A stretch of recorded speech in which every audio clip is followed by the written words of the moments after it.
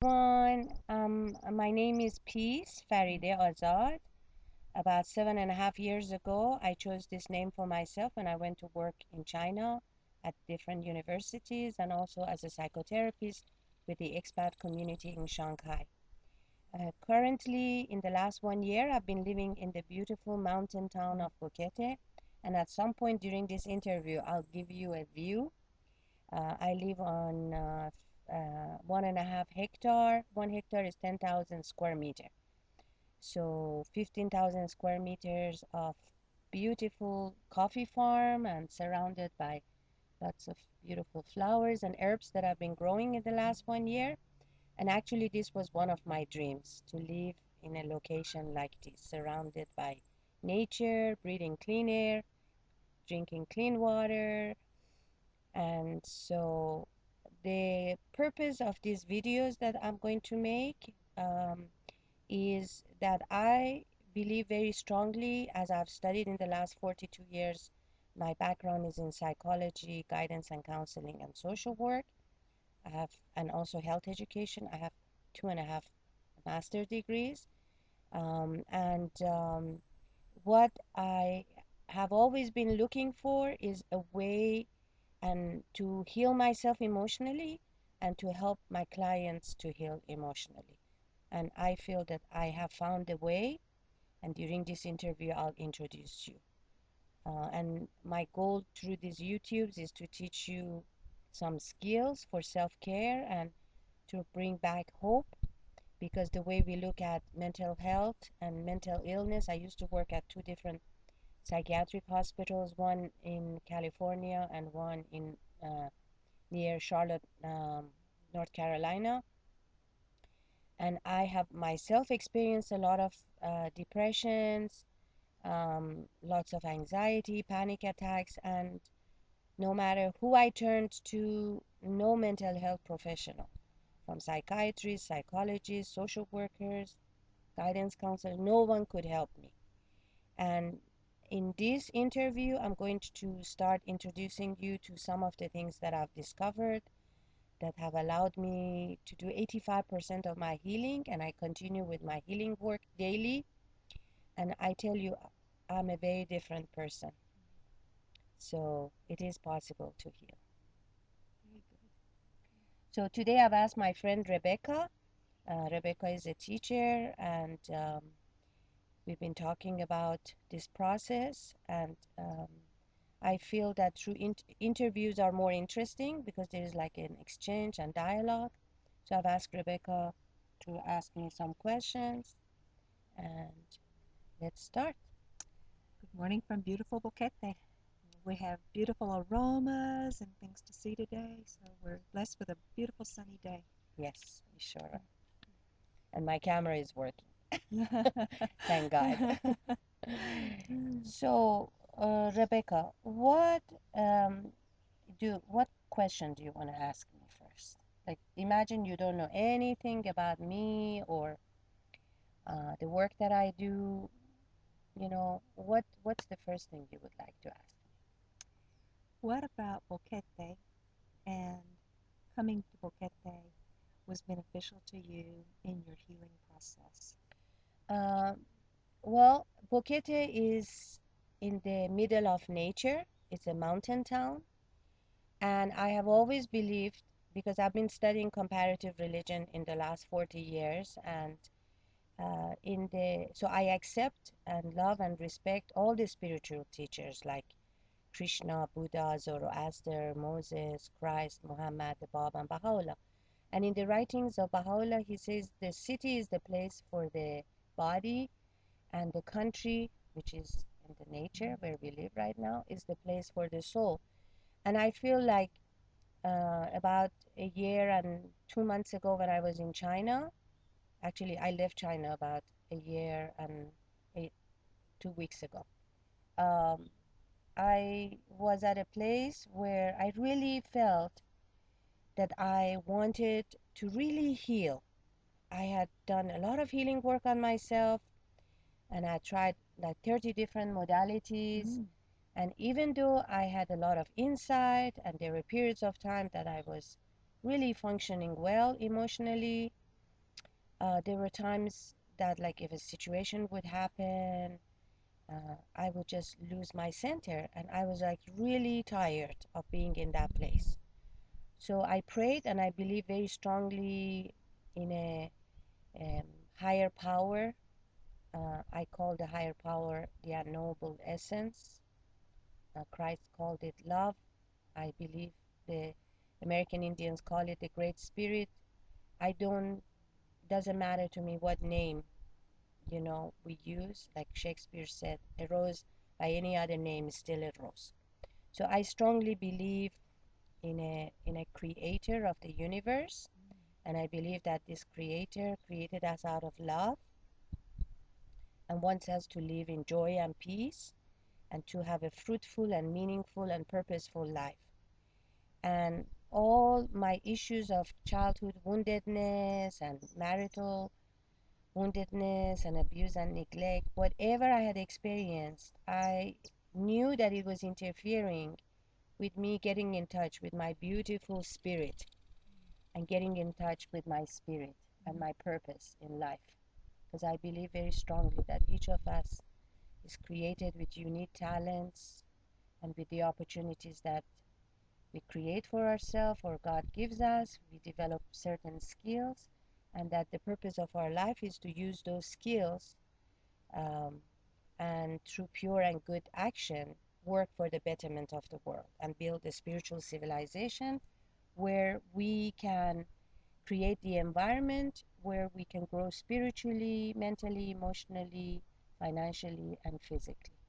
And so Boquete has been the perfect environment for me because I'm in the middle of nature. And then I was very blessed that I found this beautiful house that I live in and this coffee plantation. And mornings I wake up at 5 in the morning with the chirping of the birds. And so I think our living environment is very important and conducive to our healing process. So, um, do you know anything about the work I do? Peace, I'm just starting to learn about your work. I'm very impressed with your presence and your wonderful attitude and bright spirit, and I can see how the environment is so important is in our lives as to who we are and how we carry ourselves through the day. Mm-hmm. And so I'm very impressed with that. I want to learn more. Okay. So how can I learn more about what you want to share? Okay. Well, over the years, I was 17 years old when I had my first psychology class because I was born in Iran. I'm a US citizen. Most of my life I've lived in the US, but I've also traveled and lived and worked and studied in 39 countries. And um, one of the things that I recognized when I took my first psychology class at this um, uh, American college uh, was that the way my father and mother had raised me and disciplined me was wrong because I had become, even though I was extremely bright and intelligent, and I'm not blowing my trumpet, but that was the reality. I was always an A student and loved knowledge and learning. In fact, my mom used to tell me that when you were 5 years old, 6 years old, and you were going to preschool, when I would ring the bell from our house, my mom had to cross our garden, and it would take like 2, 3 minutes for her to be able to open the door for me. And she said by the time she would open the door, I was already sitting and opening, I was reading one of my books. Very So, precocious. yeah, well, years ago, I studied archetypal psychology because I have studied like 30 plus different psychological and healing modalities. So one of the modalities I studied is called archetypal psychology, and the book that I recommend is called Awakening the Heroes Within. And one of the things that it teaches is the concept that because we are a spiritual being, which I definitely believe and believe is our true self, that and we are made in the image and likeness of God, that within our soul there are the attributes of God. Yes. And these attributes we refer to also as virtues, like truthfulness, honesty, integrity, compassion, kindness, generosity. I don't know what's happened, Oh, we just but I, just list okay. that. Sorry for the interruption. And so, what one of the archetypes is the archetype of the seeker, and it was awakening me very early in my life when I was like about 5 years old. And the seeker is very curious and is traveling a lot and is seeking and searching for truth. And I think that archetype was awakened in me at a very young age. And I've always loved knowledge and learning, and not a day passes by without me learning something new. Very nice. Yeah. So the work that I do now, not only I integrate all these different modalities that I studied, like, you know, reality therapy, Carl Rogers, client-centered, Fritz Perls, Gestalt, Ellis, cognitive restructuring, and rational emotive therapy, um, uh, transactional analysis, EMDR, emotional freedom technique. I mean, there are just so many different modalities that I've studied, archetypal psychology. But about 5 years ago, I came across emotional freedom technique, which is based on the concept of energy meridians that the Chinese discovered thousands of years ago. And I learned that. And I had also learned guided visualization, you name it, any technique that you can imagine, I had studied because I believed very strongly that um, if the psychologist is aware of the true nature of a human being, which is a statement in the Baha'i writings, and that psychologist and the true nature is that we are a soul having a human experience. We are not like a higher form of animal, even though we have an animal body, but our true self is our rational soul, our thinking Mm-hmm. soul, which we also call the human spirit. And all the teachers from God have taught us this concept, but somehow it got lost because we made religion into dogma and we forgot the spiritual teachings, and we forgot to live according to the spiritual teachings that were brought by these different teachers from God. And actually, in my study of comparative religion in the last 40 years, I have come to the realization that the spiritual teachings of all religions are the same. Okay? There's such a basis, such a foundation Exactly. when Like, you visit different cultures to hear and the same right. theories and ideas Exactly. expounded. That not a single teacher came from God and did not teach about the fact that our true self is our spirit, or Mm-hmm. that there is life after death, or that the purpose of our life here is to do pure and good action Mm-hmm. and to make the world a better place, and that within our soul we have all these wonderful virtues and we're supposed to develop them in service to the betterment of the world, Mm. and that we are all spiritually brothers and sisters, Yes. and that, like Baha'u'llah says, in this new age, we will solve the problems of the world through consultation and cooperation and collaboration, and war will become a distant memory. And that's why I chose the name peace for myself, because I truly believe that, like, there is a statement that's in the Baha'i writings that is called the promise of world peace, and it talks about that not only peace is possible, but it's inevitable. It's the next stage in the development of human consciousness. And so that has been one of my goals, to become more peaceful, because world peace starts with inner peace. And so 7.5 years ago, when I went to China, I chose the name peace for myself to remind myself to be more peaceful in my interactions Mm-hmm. and relationships so that I can contribute, my share in creating world peace. So the modality that I now use is called faster emotional focus transformation. It's FEFT, or faster EFT. And the founder is Robert C. Smith, and I'm very grateful that he integrated emotional freedom technique with NLP, and God guided him, and he's a wonderful human being. He has lots of free videos online, and you can go and check it out.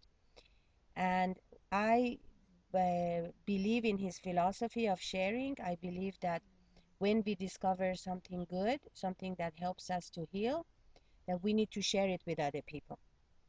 And so that's the reason why I have decided, now that I've done enough healing and I can see the transformation in my own spirit and my emotional body, I'm more at peace.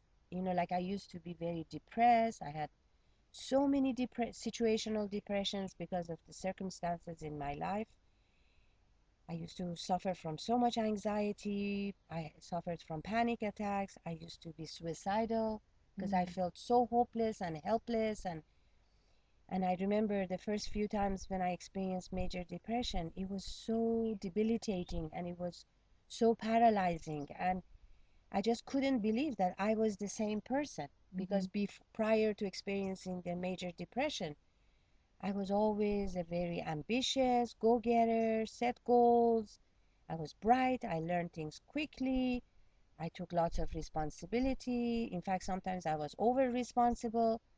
And like when I started to experience major depressions because of situations in my life that was very traumatic and made me very sad and hopeless and helpless, I just couldn't believe that I'm the same person. Like, and even my siblings and family couldn't believe they thought like at first I was faking it, and they would say, "How could you, such an independent, take charge, bright woman, suddenly have become so needy and dependent and scared and helpless and powerless and paralyzed?" Like I felt like I was like a little girl and I wanted a nurturing and protective and loving and kind mother and father to come and take care of me. And at the time, I wasn't aware that there was a wounded inner child within me. And so over the years, I've come to the realization that all of us have an emotionally wounded inner child, and that all of us are emotionally wounded. And the reason I believe this very strongly is because none of us had parents who were not emotionally wounded. So if we go back even 10,000 generations, first of all, parents had no awareness that a baby, a human baby, not only has a physical body, but also has an emotional body. We have like a mental emotional body, and we have a spiritual body. And in reality, every human being has two natures. We have like a physical nature, which is our physical body, and it's the same as the body of an animal because we have the five senses like other animals have. Right. And the theory of Darwin was correct in as much as what Darwin discovered was the reality of the physical body. But Darwin did not discover the reality of our spiritual body, which also includes the mental emotional body. Yeah. And in the writings of all the teachers from God, and especially Baha'u'llah, I read a lot about the spiritual nature of a human being. And if we study the teachings of Christ and Buddha and Krishna and Muhammad and Moses and Zoroaster and the Bab and now Baha'u'llah, a lot of information is contained about our spiritual nature. And Christ says, for example, we are made in the image and likeness of God. Now, what does that mean? That doesn't mean that God has a physical body like we do. God is a spiritual entity, Yes. and whether we refer to God as the Great Spirit or love or the unknowable essence or the higher power or the creator of the universe, it doesn't matter. Like, and one of my struggles was like when I would talk to people who were atheists or um, didn't believe in these spiritual teachers as messengers who brought God's teachings for our spiritual education, they would always refer to God to the when I would ask them, well, who created, if there is no God, well, who created the universe? And they would say nature. And I would say, what do you mean nature? Nature has no will and intelligence. So how can nature that has no free will and intelligence create a being, which is a human being, that has will and intelligence? and has the power to make choices. Clearly. So definitely the creator of human beings and this universe must have higher intelligence. Mm.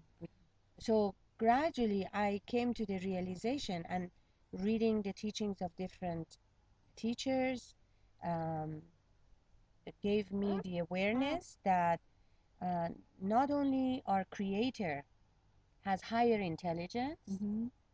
but our creator is also a loving being, a Yes. loving creator. Lost. A loving creator, and that we were created out of love. Like there's a passage in the Baha'i writings that says God speaking through Baha'u'llah, because God speaks through all these spiritual teachers, and it says, I love thy creation, talking to us human beings. I love Mm-hmm. thy creation, hence I created thee. Mm-hmm. Wherefore do thou love me, that I may name thy name and fill thy soul with the spirit of life. And in these YouTube interviews, I will share with you quotations from different spiritual teachers who have basically said the same message. Mm-hmm. Yeah, that God is like a loving parent, and is just like a physical parent when they decide to have a child. Why they decide to have a child? Because they love that child.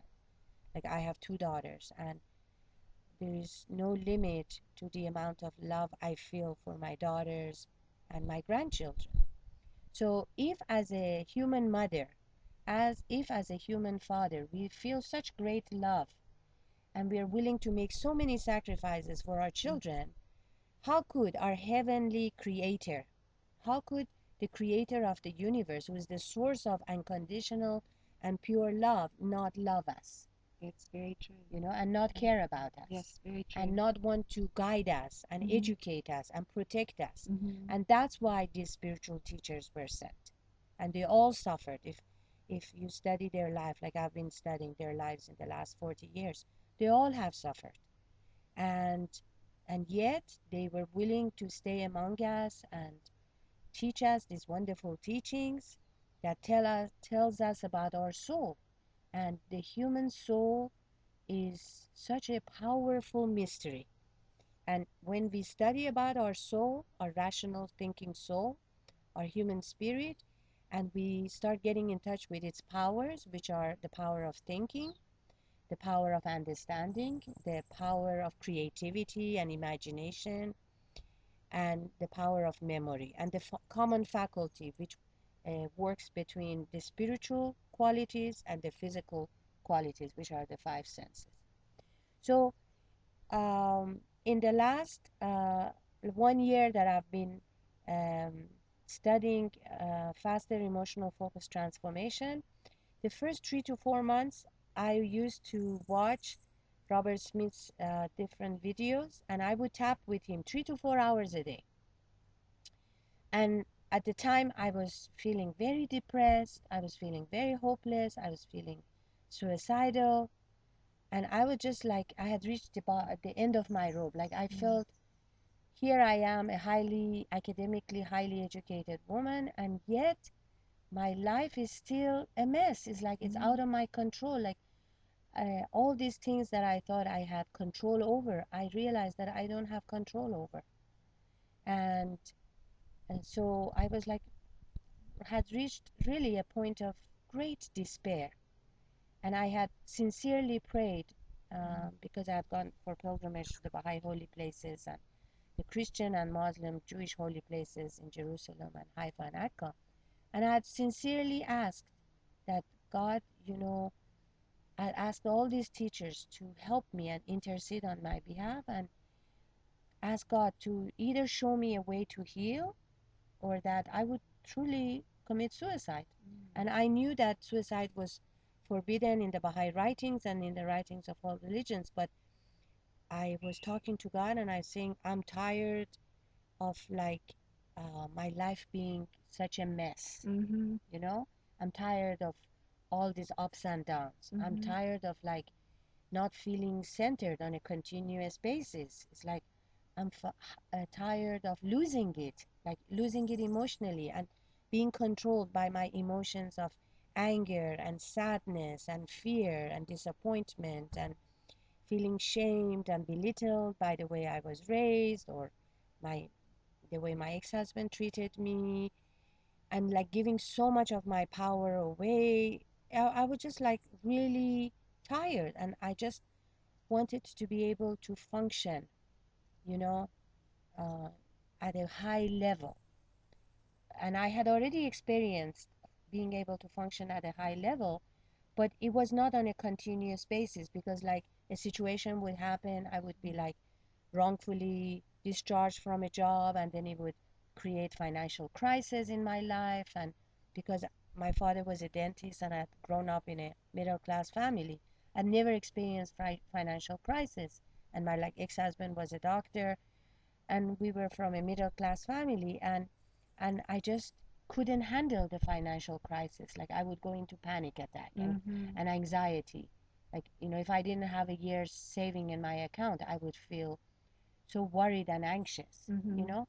And gradually over the years, as I went through my healing experience, I recognized that one of my biggest problems, even though I had been raised in a religious family, and my parents had were Baha'is and they had educated me about all the religions, but I knew I had to make the choice for myself, and that's like another story.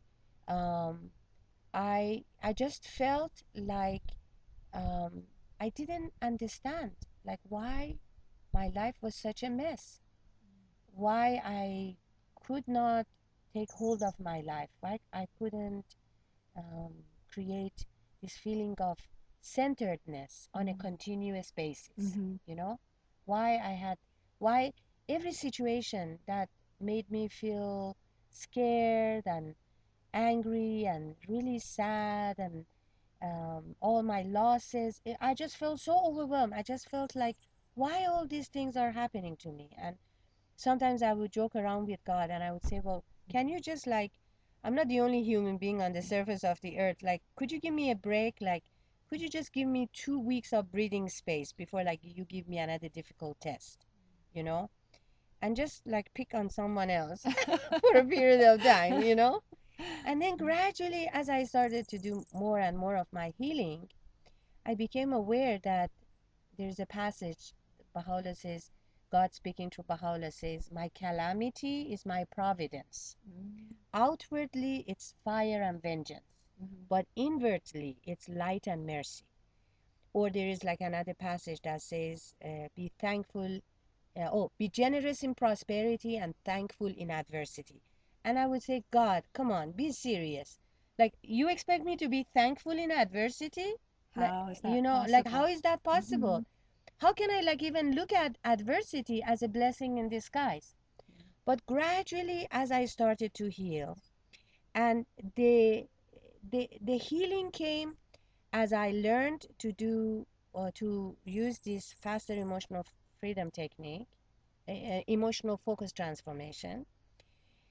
And I was able to start releasing all these traumatic memories Mm-hmm. that would show up, and then I would go on my merry-go-round in my head, and I would like have a conversation with whoever had traumatized me and abused and neglected me and taken me for granted, and or whoever I could find that was willing to listen to my story. I would like tell them my story, Mm-hmm.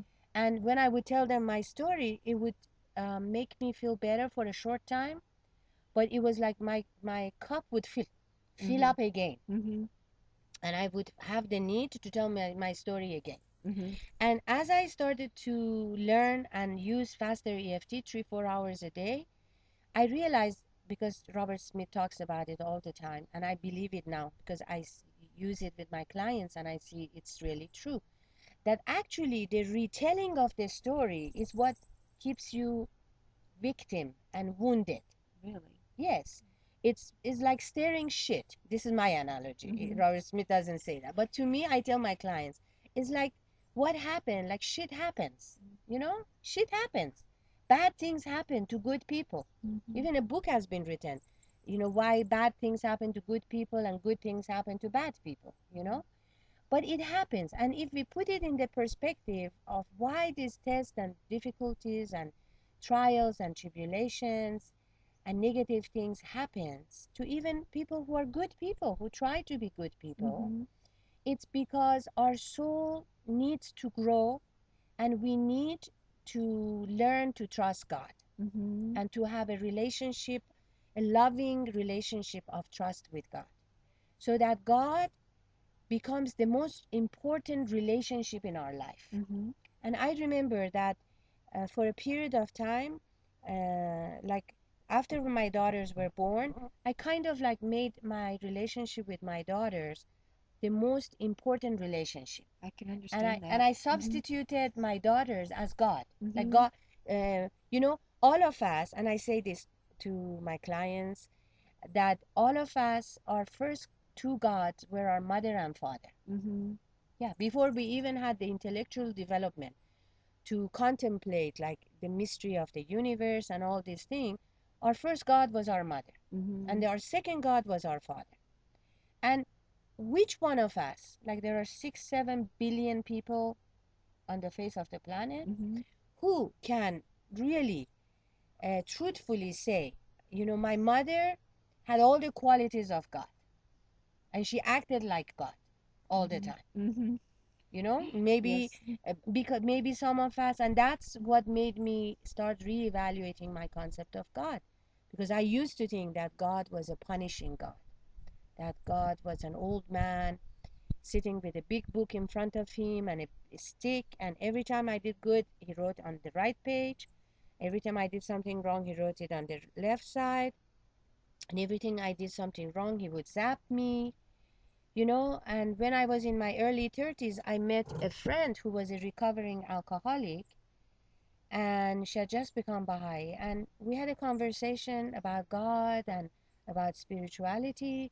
And she said to me, "What is your concept of God?" And I said, "My concept of God is that if right now I die," and I was in my early 30s, "I'm going to go to hell." And she was like shocked. And she said, "But you're a Baha'i, and Baha'is don't believe that. Baha'is believe that heaven is nearness to God and hell is being far away from God." Isn't that a And great concept? yeah, and that we experience heaven and hell every day. Yeah, every day.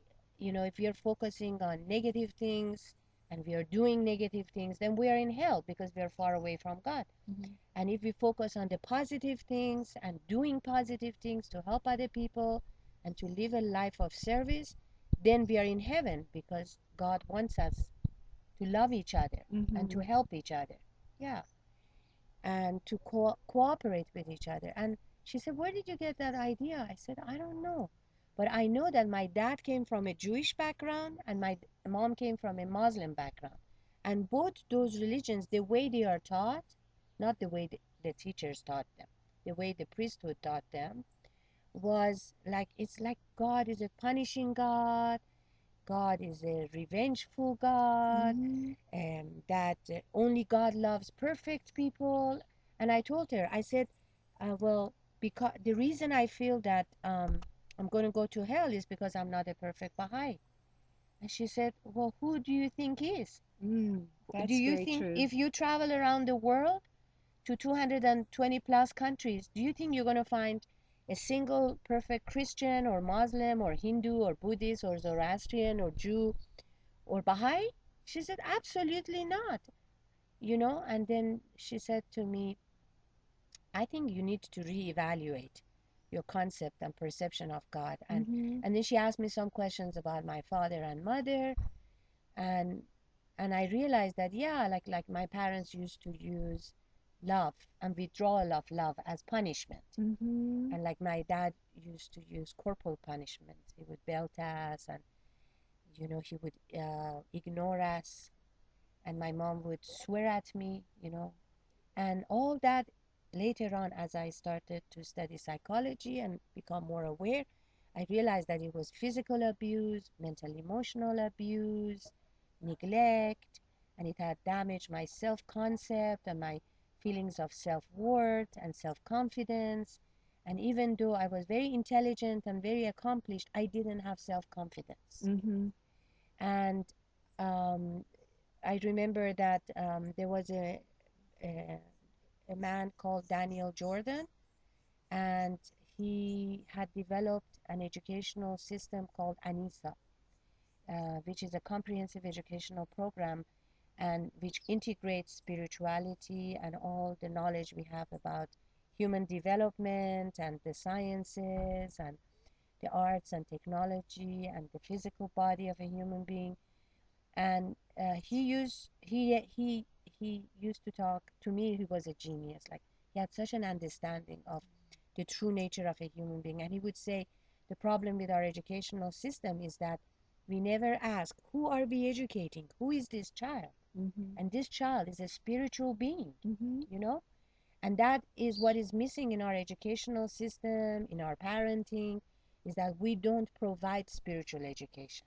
No, that's Yeah. true. We don't teach the child from a young age that they are a noble being, they were created in the image and likeness of God, that all these wonderful attributes like truthfulness, compassion, consideration, striving for excellence, and so many other wonderful qualities, kindness, forgiveness, helpfulness, that these exist in our soul. And the more we practice them, the stronger they become. And that is what needs to define us, Mm-hmm. you know, and not so much our physical beauty or how much do we weigh and what are our measurements and how attractive we are sexually, and I'm sorry, or how much money we have or what credentials we have after our names, because all of these things we leave behind when Mm-hmm. we die That's and true. we go to the spiritual world. Mm-hmm. The only thing we take with us is our soul, our Mm-hmm. human spirit,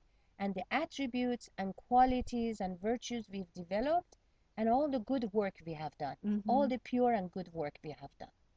Yeah, that's all that remains of us. That's And true. that all those determine our level of spiritual development. Mm-hmm. Yeah. So, um, I know I've been talking for a long time. So, do you have any questions you want to ask about the things I have shared? I think it's amazing what you've done.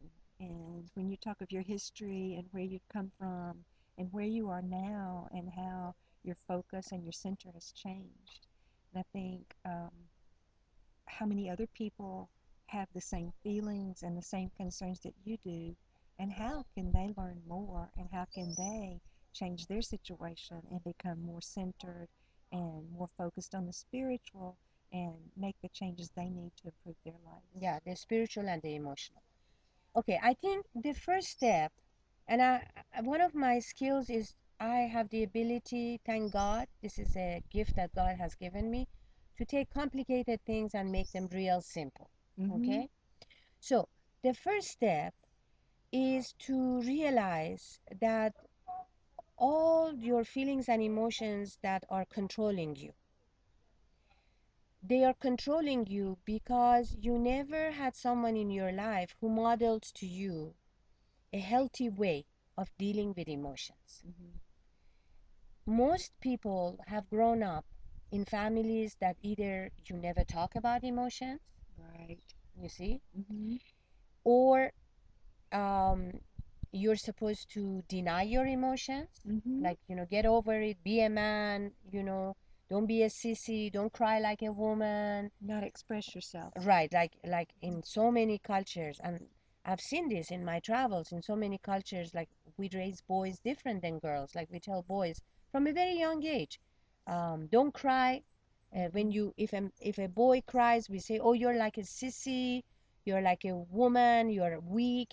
So we think we pass. What is the message and the limiting value system we are passing on? That crying is a sign of weakness. Mm-hmm. And I always tell my grandson, my oldest grandson, Aiden is 9 years old. I always tell him that if crying was a sign of weakness, then the creator of our soul would not give us this ability. Exactly. And crying is not a sign of weakness, it's a sign of strength. And what it does, it comforts us. Like, Mm-hmm. imagine, like, for example, falling down and hurting yourself, and you are feeling pain. What are you supposed to do? Laugh? Are you supposed to, like, keep it inside and not feel the pain? I mean, it's ridiculous. Or for example, so every emotion has a purpose. And the first step that I want the people who are watching this to YouTube to realize is that we need to be grateful for our feelings and emotions. Mm-hmm. And we need to learn to own them, Mm-hmm. to honor them, Mm-hmm. and to express them in an appropriate way. Mm-hmm. And the best thing we can do with our feelings and emotions, if they are in the present, is to acknowledge them, to feel them, and with this method of tapping, to release them. Mm-hmm. And but most people, they suffer because of their past traumatic Mm-hmm. memories and negative experiences. Mm-hmm. And so that is what was keeping me stuck, and that's what was creating all these problems for me. And I would go through a period of my life where like everything was working, I didn't have financial problems, I was in good relationships, and then something would happen, I would lose my job, I would experience financial difficulty, or you know my loved ones would move away, or they would become too busy with their life, and we couldn't spend as much time, and I hadn't learned how to take care of myself emotionally, and then I would feel lonely, I would feel bored, I would lose my sense of purpose and higher purpose and meaning, and then I would feel that my life was useless, and then I would become depressed and suicidal. So it's cyclical. So exactly, but now it doesn't happen anymore, Mm. because in those first 3 to 4 months when I was learning 3 to 4 hours a day and I was tapping with Robert Smith, I got in touch with 200 traumatic, painful, hurtful memories. Wow, And that's a lot. yeah, and I was saying to myself, for the past 39 years, because this was a year ago when I discovered faster emotional focus transformation. And I was saying, for the past 40 years, I've been going through therapy, and I've been trying to like heal myself. Where were these 200 memories? You know? Right. And Interesting. they had been suppressed, which is we intentionally say, I'm not going to think about it, Mm-hmm. or they had been denied. No, I am not really sad. No, I'm not really angry. What do you mean I'm angry? I'm not angry. What are you talking about? Or no, I'm not scared. Oh, I'm so scared, but I'm not going to acknowledge it, because that's what we were taught. We were taught not to acknowledge our feelings. Exactly. Yeah, we were taught that there's something Selfish. weak. Weak. You're Yeah, selfish. something weak or Uh-huh. selfish to feel your feelings, and if you share it with other people, you're burdening them. Mm-hmm. And the thing is that, so that's what suppression is. You willfully, or denial is like you willfully choose to not acknowledge and to pretend like, no, I'm not feeling sad, I'm not feeling angry, I'm not feeling scared, I don't feel that I'm being taken for granted. I don't feel diminished. I don't feel shamed and belittled. I don't feel disappointed. You know, I don't feel hopeless. I don't feel helpless. I don't feel overwhelmed. But you're feeling all these emotions. So by telling yourself, no, I'm not feeling these emotions, like, what do you think? Those emotions go away? Where do they go? They go to our unconscious mind and the subconscious mind. Because Freud said that the mind is like an iceberg. Mm-hmm. So 10% of our mind is the tip of the iceberg. And Mm-hmm. that's what we are conscious. Mm-hmm. So when we have been taught that emotions are bad Mm-hmm. and you're supposed to suppress them, so what do we do when we, or deny them? Mm-hmm. So what happens is that when you suppress something, and 10% is the consciousness, and say another 10% is the subconscious mind, which is just below consciousness. Mm-hmm. And the subconscious mind is like you and I is sitting and having this dialogue and interview, but we both know that there are other things that we are supposed to do during the day. Mm-hmm. So that is in our subconscious mind. Right. Like, for example, I know that I have to write a proposal Mm-hmm. for doing some of my workshops. You know that you have to do certain things. Mm-hmm. But we keep that in the subconscious mind. That's right. Okay? And stay We're focused aware on the of it present. exactly. Mm-hmm. Because if we pay attention to this, what is stored in the subconscious mind, then we cannot be present in the here and now. And a lot Exactly. of people live like that. A Mm-hmm. lot of people, they go to work, or they are in relationship with other people, their body is present, but they're not present. Mm-hmm. And you say things to them, and then they say, what did you say? Mm-hmm. Yeah, because they are in their subconscious mind, Mm-hmm. thinking of all the things that they have to do, all their worries and Mm-hmm. anxieties, and then the other 80% is our unconscious mind. Mm-hmm. And in our unconscious mind is like a recorder Mm-hmm. from the moment we are conceived, because that's when the soul connects with a fertilized egg. Mm-hmm. So during the 9 months in the womb of the mother, our physical body is developing, but our soul is present. Mm-hmm. And the soul has memory. The Mm-hmm. soul has intellect, has the power of thought. The soul has the power of understanding. The soul has the power of imagination and creativity. Mm-hmm. So everything we have experienced, both positive and negative, is in our unconscious mind. Mm-hmm. And in our unconscious mind, we also hold all our limiting beliefs. Mm-hmm. Yeah. So if we want to create change, the first step is to be open and receptive, Mm-hmm. and to start thinking for ourselves and start to take our power back, Mm-hmm. and not to give our power either to medical doctors or psychiatrists or psychologists or mental health professionals, because some of them, they know very little, even Mm-hmm. though they have the degrees. Because a lot of these training programs, and I went through, uh, as I said, a bachelor's in psychology, master's in guidance and counseling, a master's in social work, and I did 18 credits toward a third master in health education. And I tell you, a lot of medical doctors during their whole training have not even taken one course in nutrition. Mm-hmm. Look at the way they treat cancer. Mm-hmm. They never talk. Very seldom does an oncologist talk to their cancer patient about changing their diet. Mm-hmm. That cancer is created by an acidic environment, Mm-hmm. you know. And what are the foods that create acidic environment, like Mm-hmm. meat and sugar, Mm-hmm. refined carbohydrates, fried food. So anyway, the first step is to become open and receptive Mm-hmm. and curious, Mm-hmm. and to start believing that this is a life of depression and anxiety and panic attack and mood swings and despair and hopelessness and learned helplessness and feeling overwhelmed and angry and sad and fearful and feeling shamed and belittled and having low self-esteem and self-concept is not the life that God, our Creator, intended for No, us. it's not. Not at all. And God wants us to heal. Mm-hmm. He does. And that's why these new modalities are being discovered. Mm-hmm. And what I like to do is, in the next YouTube video that we do, I want to start teaching people how to start tapping. Very good. Yeah. Very good. And I want people also to get in touch with me through my email. What is your email, My please? email is there a way for us to type the email in?